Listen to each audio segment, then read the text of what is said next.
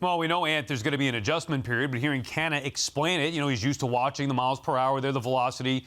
He's waiting that out, but the pitch clock is ticking. I mean, it's going to be an adjustment here for players, not just like Mark Canha, but everybody else as well. Absolutely, Sal. Listen, by the way, kudos to Canha for the window into what goes into an at-bat there and what players do and how they approach things and, looking for the velocity on the scoreboard. That's very interesting stuff because he was confused about what kind of pitch he had just seen, and he hoped to get a clue from seeing the miles per hour, and it obviously took a little longer than he is used to having it. So this is all this big stew that all these new rules have created in the game, and everybody's going to have to get used to them. Everybody's going to have to sort out how they approach them. And, we've been saying since spring training started, Max Scherzer was sort of at the forefront of this, seeing what limits they could push for their own strategy purposes. And now, now you got to take in the whole thing because, who knows how they're going to be done from park to park, right? Elise, you brought that up earlier today to me before the...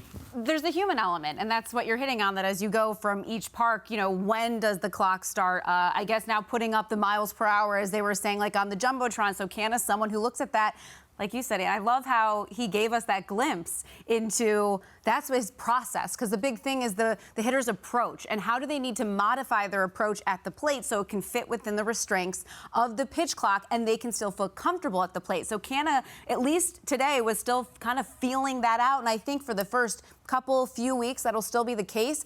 But I also think what we saw in spring training is these players adjust really quickly. So even with Carrasco and today probably feeling a little rushed at times, you could even see, I think, in his next start, a big change, because once they kind of get that feel and see how it goes, then I think they realize the pitch clock is here to stay, so they have to adjust, and then that's what every player so far has been doing. No question there's going to be an adjustment period. Terry, would you think overall first weekend watching the pitch clock, and then how long do you think this adjustment period is going to take for these players to get acclimated? Well, I think they're going to get acclimated pretty fast because they have to.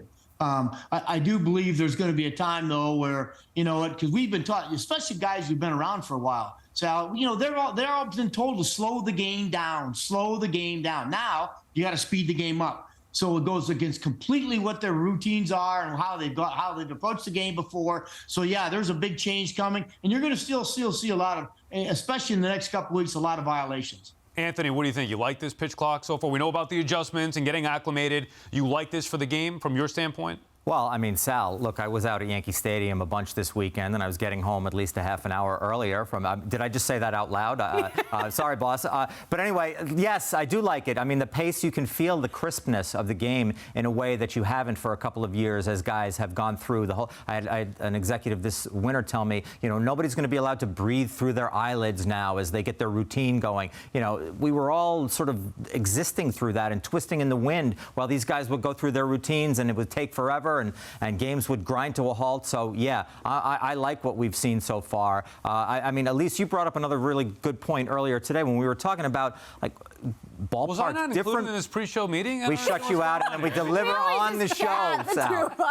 But you said, I mean, like, what if different parks do it differently and you got to get used to it? I mean, that was something that you came up with, which I thought was pretty cool. Like, I mean, strategy there, too. It kind of sounded like that could, as Canha was describing basically the issue with not being able to see the miles per hour, how fast the pitches were, it kind of then popped in my head, like, could that be a thing at ballparks and delaying? So now that I've heard how Canha's, mind is working, overall, I don't think that's obviously the intent, and that's what will happen. And I'm sure Major League Baseball will do everything to make sure that things are as consistent as possible. But yeah, I mean, you get to go home, like you said, and have dinner with your family. Of course, you're going to be in favor of that with the shorter games. But I think more than anything, you haven't seen any of the game compromised. I think that was a concern that while there is a faster pace to everything, you still are seeing more action. There's stolen bases, balls in play, lack of shift, not even the pitch clock is one of the rules. So, yeah, I think overall I like the quality of baseball, too, that we're seeing.